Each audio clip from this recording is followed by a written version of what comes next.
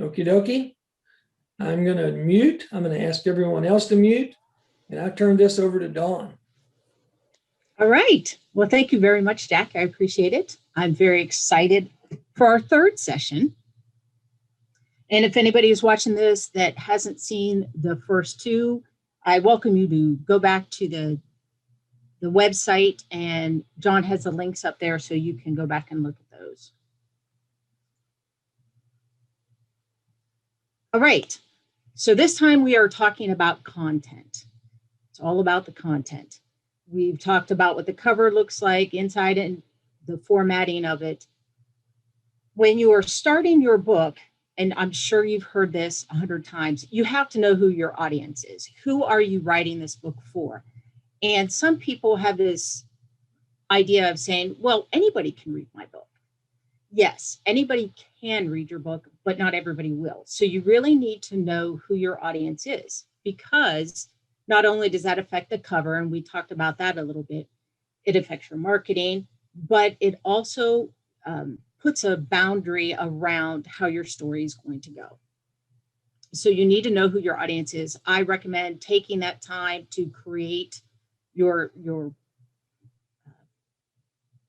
prime audience person, your prime reader, and take notes, age range, male, female, or non-binary, education level, all those kind of things. The other thing, again, beginning with your book, is it needs to be genre appropriate. And what I mean by that is you need to know who your audience is, to know what kind of things they're going to expect, and some things that they just won't put up with.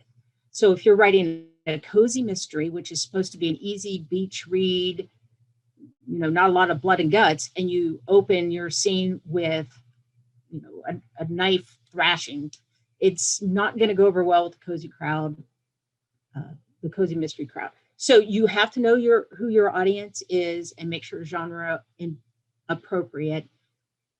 That goes for the kids too. So there's a difference between genre and age range. So people use them interchangeably, but it is really two separate things. It's category.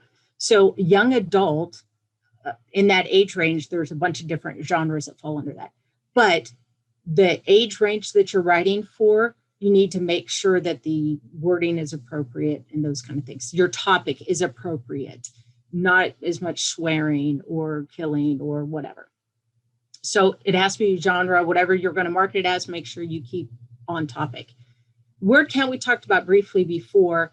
The best thing to do when you're getting ready to write is Google it, because I'm not supposed to say Google it. Do an internet search for the word count and find out what the most current rules are for a word count. For an adult novel, just a contemporary novel, it's around 80 to 90,000 words. A picture book for a certain age might only be 500 words. So just do a search, figure out down to your genre what your word count is, and shoot for that. And in the theme of being off to a good start, within your first 10 pages, this goes for fiction and nonfiction, you need to capture the reader's attention.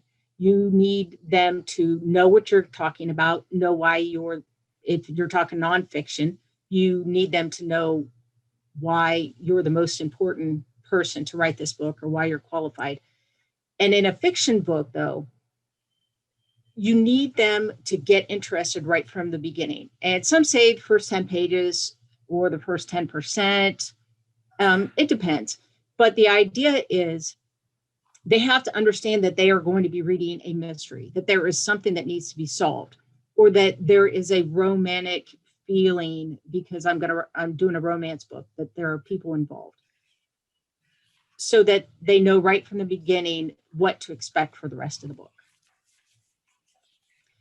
For nonfiction, that very beginning it comes down to a lot of the organization of the chapters, because in a nonfiction book, typically the first thing they look at is the table of contents, and they're going to see how things flow, and you have to decide what is the best flow. Are they going to build on one another, or is this the kind of a reference book that you can just pick it up and look in the index and look up something, kind of like the Chicago Manual style? You don't really read it cover to cover. It's just it's a reference.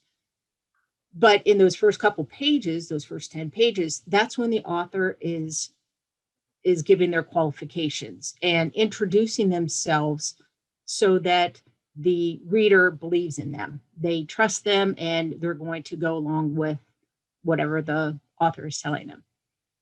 That is backed up by all the references that they give. When I was in college, I was a psych major, and I loved reading Psychology Today. That is not really a reference that you would use. That's more like pop psychology. And it's not really a reference you would use if you're going to do a psychology book, if you're going to do some kind of a textbook. So your references have to be solid. And it could be your own research that you're doing, and that's perfectly fine as a solid reference. And then when it comes to writing a nonfiction book specifically, go back to your purpose statement. We talked about this when we talked about covers.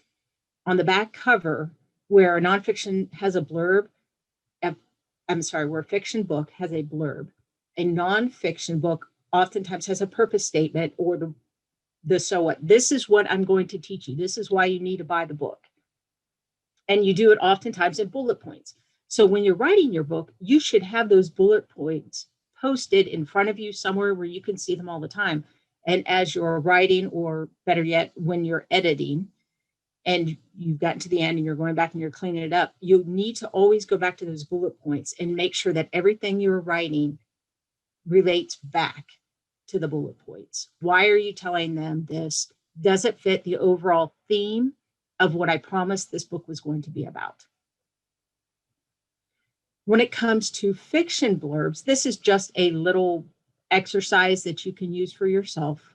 If you don't know where to start when you're writing your blurb and your purpose statement for a fiction book. So you work with do you ever play Mad Libs? This is kind of like doing a Mad Lib. So you take your adjective that is going to describe the person, your main character, and you don't have to necessarily name them by name, but what they do, a policeman, whatever, and what do they have to do? What is the goal that they're going to get to? And if you have some kind of a ticking clock or something is at stake, that is going to give that sense of excitement or emergency. And it could be a romance just as well as a thriller or a mystery. So here is an example. I don't know if any of you can guess what this blurb is from. Okay. And then the next one I am pointing out is because this is even important for a picture book. So I didn't think about this at first too much until I started reading that book I was talking about earlier, writing picture books, and it does fit. So this is my picture book blurb. Scout, the young, impressionable, chameleon-like dragon, must decide how she should look in order to get the career she wants. So you'll just have to wait and read the book to find out what happens. Some things you need to watch out for. Tropes. You might have heard this term before and you weren't quite sure what it was. A trope is just a literary term that basically it's used with genres so people know what to expect. A romance trope is, the love triangle, that she likes him, he likes her, and everybody gets confused. That is a very common romance trope. I'm trying to think of some other ones, and now I'm like in a panic. Another one is superheroes. In a superhero movie, the villain is going to take over the world. Tropes are fine. The idea is don't do it too much. Don't do it too often, or try to think of some twists on those same old tropes. But people expect those. If you write a romance and there is no confusion and there's no conflict, then there's really no story. So, especially in a fiction book, obviously, it's fine to use a trope. Just try to think of a way to twist it. But cliches are really, you want to try to avoid those when possible. And a cliche is something like this: the apple doesn't fall far from a tree. he's like a kid in a candy store.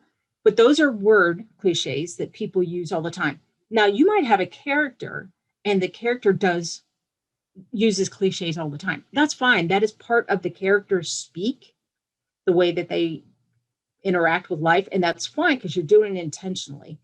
What you want to try to avoid is using those in your narrative. You don't want the narrator to be using those very often. And a cliche is not just what is spoken, but it's also certain things like the bad guy's always dressed in black. The hero is always dressed in white or wears a cape or whatever. Those are also cliches. So you might want to think about where you can avoid those common things or make them a little bit different. In my next dragon book, the hero is actually a black dragon, which is usually, if you think about movies and those kind of things, they are usually, the bad guys. Stereotypes is something else, especially these days, that you have to walk very carefully around. And the stereotypes can be racial, as we've been reading about a lot lately, but it's not just racial. It can also be regional. So saying that all people from West Virginia are stupid, or saying people in Texas, because they talk slower, must be slower. That one was for you, Jack. So those kind of things to worry about. And also political. I mean, you don't want to say certain things about a certain party and put that stereotype on them, because nobody fits into all those molds. We know that. So just be careful in your writing that it doesn't come across that way. And polarizing issues, depending on what you're writing about, you might have a real feel one way or the other. Let's go back to politics. So you might have a feel one way or the other about the Republican or the Democratic Party. If you do not want to polarize your audience, and go back to thinking about who your audience was, if you don't want to polarize one side or the other, you need to show both sides in your writing. And it could be, if you're writing a fiction book, it could be in your conversations. You might want to have one character that is, pro-Democrat and the other character that's pro-Republican. And they can have a discussion and they can bring out both sides of the arguments. That also applies to nonfiction books. The stereotypes actually apply to nonfiction as well. So you have to watch out for who you're writing the book for and who your readers are going to be, so you don't make somebody mad. With repetition, this can happen both fiction and nonfiction as well, because if you've ever read a book where you kind of go, I've heard that before. Where have I heard that before? Well, it's probably because it was written earlier in the book. So you have to, especially if it's a word that's not used very often, it will jump out at people. So if you run certain programs, and I've listed them in the past, like AutoCrit or Grammarly or something like that, they will pull out some of those words that are unusual, and you might want to go back and check it. But it also counts with scenes, repeated scenes. So if you are writing, the woman keeps getting mad at the guy and they keep getting in a fight and she keeps saying the same thing over again. Well, when that keeps happening and keeps happening and keeps happening, it gets boring and people get frustrated. So just be careful of repetition. All right, we're going to talk about pacing a little bit. And pacing is different depending on what genre you're writing. But let's start with setting. Your setting, obviously, we know is where and when you are. Well, you have to tell your readers from the beginning where and when you are. And it could be, you don't have to come right out and give it all in the first, describe your setting in the first 4 paragraphs and just give this long. I mean, I don't know about you, but I skip over long paragraphs a lot of times, especially if it's just a lot of description. But you just need to bring your reader with you. So where are you? Who are we with? And even when are we? And that can be as simple as if you're talking about cars versus horse and buggies, that will tell you the when. You don't have to come right out and say it's 1857. You can give a little bit of description about their clothing, what they're wearing. If they're in space suits, then they're, it's probably futuristic. That's the when. You can mix it in. You don't have to come right out right at the beginning and lay it all out. In the first few sentences, kind of set the basics. And then as the people are talking or they're moving around, then you can describe the scenery if that's important to your story, or the spaceship, or this particular car they're driving, or whatever. So you can mix that in as you go. You don't have to data dump at the beginning. When it comes to your story and your plot, go back to that blurb that you wrote. And that is your overall theme. Think about every time you're writing your story, you should be thinking back to that blurb. Am I answering this question? Is it important to the story? Is it moving the story forward? Is it making the characters better? Is there a reason for this? This is something I would recommend you mess with when you're doing your editing, because I truly believe when you are writing your book your first time, especially fiction, when you're writing your book the first time, you just want to get it out. You want to, don't break your flow, get the story out. You can go back later and cut the parts you don't need, or cut and copy and paste into another document, because I don't believe in deleting anything. But when you're going back and you're looking at it, you need to always go back and make sure that it's important to the story and that you need it. One of the things that I have found is when I'm trying to identify holes, I mentioned this before, I am a pantser, not a plotter, which means I do not outline my story. I just kind of let the characters take it away, and I write how they want me to write. But at the end, now I go back and then I do outline it, because what I find when I outline the book, my manuscript, is that I am identifying any holes. If I brought up a question somewhere, did I answer it somewhere else? To make sure that I closed all those conflicts that I opened. Or if somebody asked a question and she said, oh yeah, I'm going to go back and look that up. Well, later in the book, did I have her go back and look it up? So outlining it after the fact really helps you fill in the plot holes, which is nice.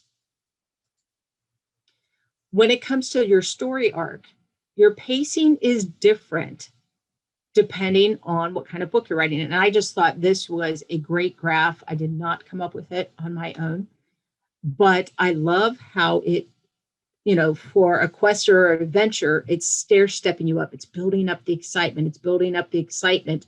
And then something bad happens, because something bad has to happen or it wouldn't be a story. And then we start building back up again to the climax. But notice a love story, things are heating up a little bit, and then something bad happens, and then we have to build back up to the climax. So there is a different pace depending on what genre you're writing, and you need to know what that is. Again, it's probably something you can search for. There are plenty of blogs out there that will help you with this, or really good books. But it's really important also not to write anything extra. This goes back to what I was saying with when you're editing. If it doesn't move the story along, if it doesn't fit, if you're writing nonfiction and it doesn't fit the theme, you need to take it out. It doesn't belong in there. Cut and paste it, use it in your next story. Okay. So when it comes to your characters, I love the idea of building the character's backstory. It's not easy. And some people actually, my daughter is actually fantastic at this part. And she did a lot of my backstories for my Lady Tiger books. But, as a writer, I go, oh, I don't need that. I can just write. It'll be fine. It's not fine. You really need to take the time and write a little bit of a profile to these people. And obviously your main characters, you need more of a backstory for them than you do for your side characters. Your side characters, it can be very basic. You don't have to get into a lot of details about where they went to college if it's not important. But the reason you have these backstories is because as you are writing the characters, as you are writing their dialogue and their interaction with others, you have to know if they are acting true to themselves. Are they acting the way they would? If something bad happened to a young lady when she was 5 years old, and then she sees this same kind of thing getting ready to happen to somebody when she's grown up, how is she going to react? Her backstory, whatever happened to her when she was young, will affect how mad or upset or frozen she gets when she sees this other thing happening. So again, are they being true to themselves? But keep in mind, no one is perfect.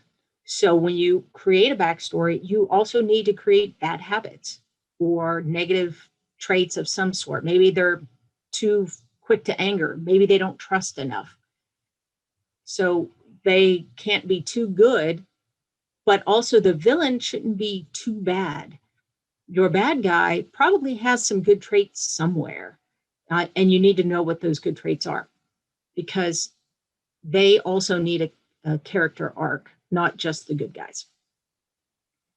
Again, going back to the genre and age range, most of the time, most readers read characters slightly above their own age. Now, that doesn't count for us grown-ups.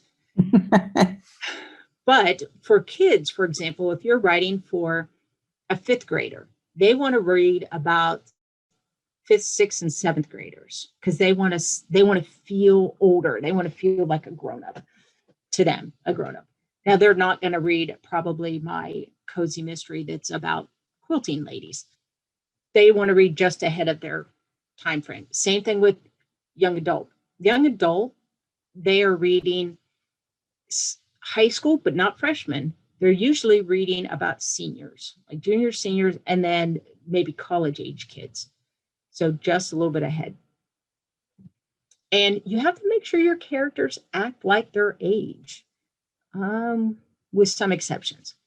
So kids always want to be the heroes of their own story. They don't want their parents or grown-ups or teachers or whatever in their stories telling them how to solve their problems. They want to solve it themselves. So help your characters in your book, your young characters, be the hero of their own stories, but do it in an age-appropriate way. You would not expect a fifth grader to know how to stitch up, if they cut themselves. You wouldn't expect them to know how to go and sew their own stitches. They might know how to look on the internet and try to figure it out and screw it up, but what is appropriate? I mentioned the main characters need to be able to grow in some way. Not your side characters. You don't have to worry about all those little details, but your main characters, good and bad, need to have some kind of arc. They need to improve in some way. And the sign that you have written a very good character is your readers either love them or they hate them. And it's okay to hate a character. If you feel something for that character, it is well written. And there are some characters I really, really hated. With the side characters, you don't want to spend too much time on their descriptions, because if you spend so much energy, now I'm talking about in the actual writing, you can do it if you want to do a character profile, that's fine. But in the actual writing, if you spend a lot of time, you give them a first and last name, you talk about who they're dating, where they work, and all this. I, as a reader, am going to be invested in this person, and I'm going to expect to see them again and again and again. I am thinking, well, I need to pay attention. This person's obviously important. And if they're not, if I don't see them later, if they don't come back, I'm going to be irritated because I spent all that time putting it into my brain. So keep that in mind when you're writing your side characters. They should have some kind of a personality.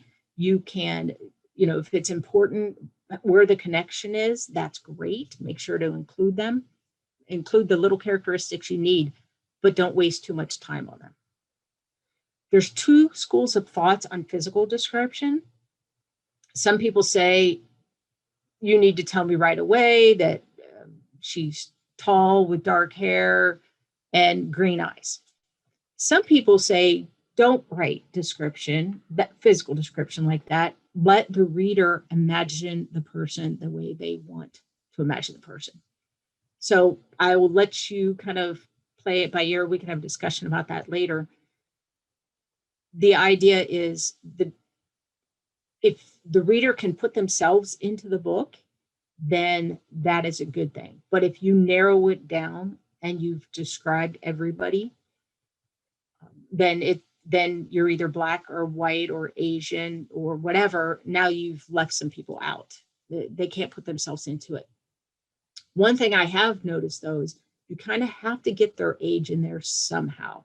I was proofreading a book and I was reading about this interaction and I had a vision in my head. They didn't do a physical description. I had a vision in my head. And then later on, he referred to her as an old lady. And here I was thinking she was, 30.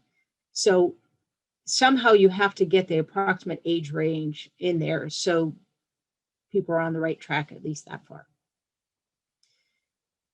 When we were talking about dialogue before, we talked about how some people will talk with an accent or use poor grammar or maybe never use contractions in the dialogue. Make sure that all your characters, when you're writing them, don't sound the same because they didn't have the same experiences. They're not going to react the same way. Make sure that you can tell your characters apart in the dialogue.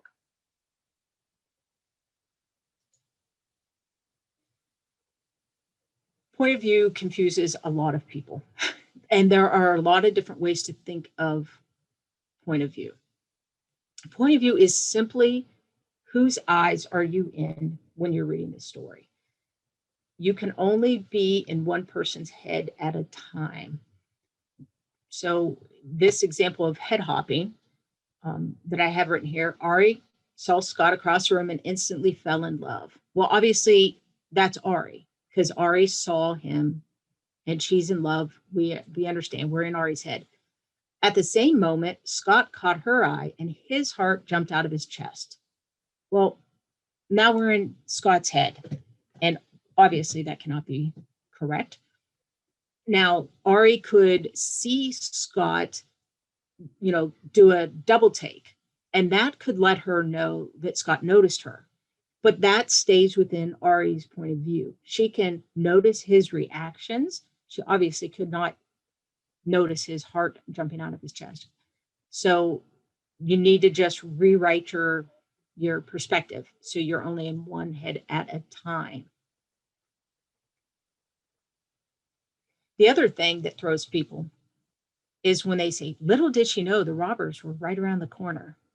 Well, now you're in the narrator's head because if she didn't know it, little did she know, it's the narrator sticking their nose into it and explaining what the characters can't possibly know. So try to avoid that unless your point of view that you're writing from is the narrator's, which is not done very often, by the way. The first sentence of every chapter typically sets the stage and tells you who we are, unless you're doing the same character throughout the whole book, which is fine, and many people do that. Some people switch within a story by chapter. That's very, very common as well. So if you are changing heads from one chapter to the next, your first sentence sets the stage. It tells who I am, whose point of view am I in, and where am I? Because your story, you're probably not going to be sitting in the same room for the whole book, is going to change. And you need to take the reader with you. So when you jump to a new chapter, Ari listened to the sounds of the crickets as she sat by the pond. Okay, now I know Ari, and we're outside. Got it. And then we can move on.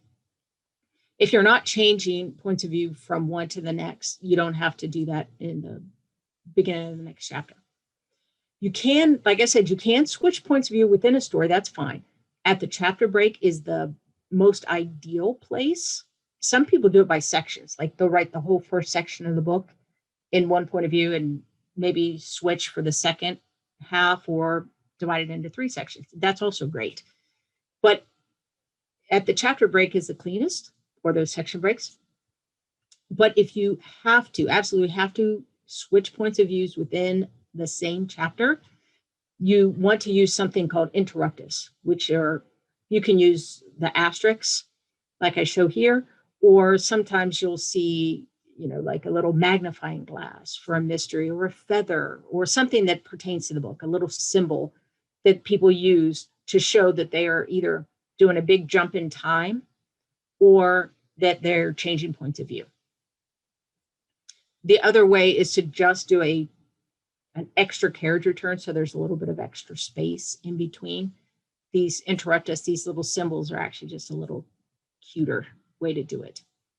But I highly recommend trying to limit the shifts within the same chapter if you can.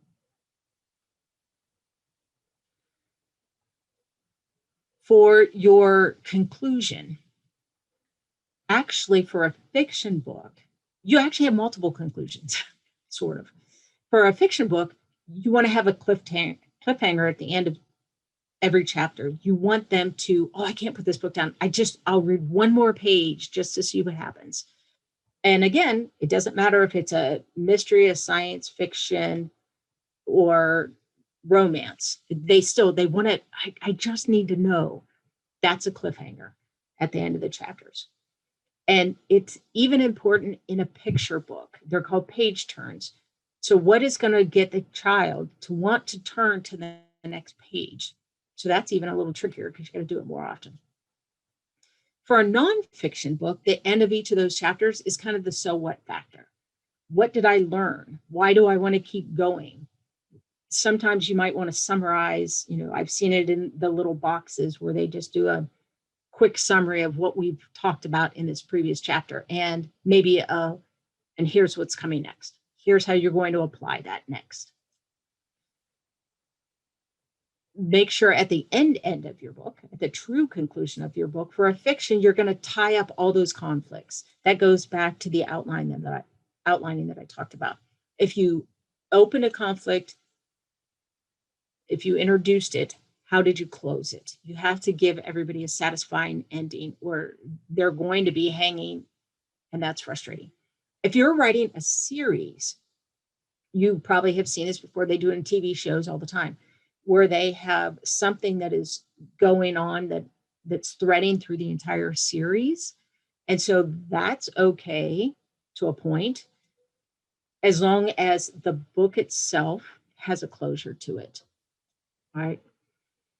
And then for the nonfiction, the final answer is, the final conclusion is, did the author answer what they promised? Going back to those bullet points, did they answer all of these things? And you have to tie it up nice and neat with a bow and say, yep, and here's what I showed you. I said, you know, in the military, said what I was going to say, said it, told you what I said. So the bottom line is, were your readers entertained, if it's a fiction book, perhaps? Or did they learn something in a nonfiction book or even a fiction book? So did you do your job for the reader? All right, that ends the content. And the next talk we're going to have in July, we're going to be talking about style.